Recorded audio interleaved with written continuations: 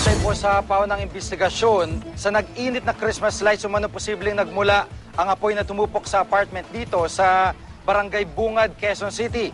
Ayon kasi sa ilang kapitbahay, ang apoy at usok ay una raw sumiklab mula sa bungad ng pintuan kung saan nakapwesto ang Christmas tree ng pamilya Filimor. Doon din nakuha ang 3 sa mga bangkay. Ang ilan pa ay nakuha naman sa ikalawang palapag, sa kusina at sa sala.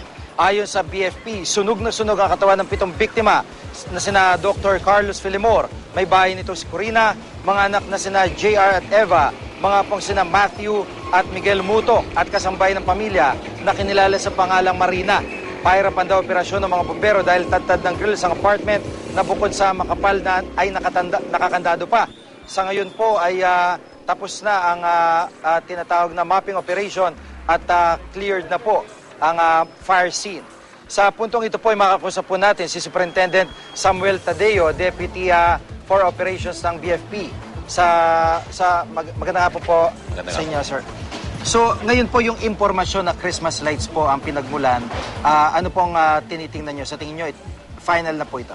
Yan po tinitingnan na ang gulo ng mga investigador po natin ngayon kasi yun po yung mga nakuha nila na informasyon base po dun sa mga witnesses po natin. Opo, at yung pong lugar parang sa kwento na rin ng mga residente, ano? Parang nagmistula siyang fire trap. Parang ganoon po yung nangyari po yun sa nakita po natin kanina. Yung pong mga residente, paano po nakulong talaga itong mga biktima? Pero nung nakita nyo, may indikasyon na may attempt sila na makatakas. Ibig sabihin, nagising po iba miyembro ng pamilya. Opo, kasi karamihan po sa mga nakuha natin ng mga patay kanina, andun na sa may pintuan, meron nakalagay sa may bintana na. Dalawa po yun sa may pintuan, talagang mag-attempt talaga. Makita mo talaga na yung ulo niya, nandun na sa may bungad ng pintuan na. Parang papatakas na. Papatakas na pero, po yan. Paano po sila nasawi? Dahil po sa usok o sa apoy mismo? Malamang sa makapal na usok na po yun. Opo. Suffocation na po yan. Nabanggit nyo kanina, meron po isang miyembro nga ng pamilya na nahiwalay doon sa karamihan po ng pamilya Filimor. Ano po nangyari doon?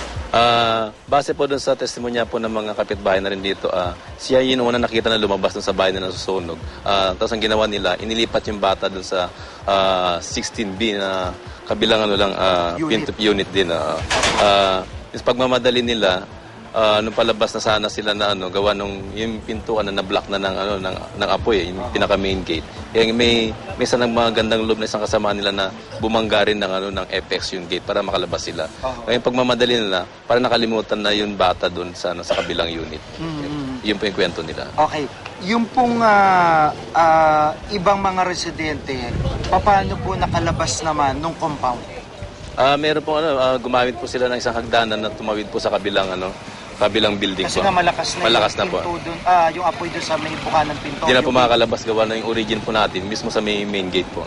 Opo. Katabi po ng main gate. Opo. At maliban doon sa napabayang Christmas lights, ano pa po yung tinitingnan nyo angulo dito? Tinitingnan po natin kung ano po yung mga ibang appliances po na pwedeng pag-umpisan din po ng sunog na yan. So tuloy-tuloy po yung investigasyon. Tuloy-tuloy po yan. Opo. Maraming po salamat, sir. Si Superintendent Samuel Tadeo, Deputy for Operations ng Bureau of Fire Protection.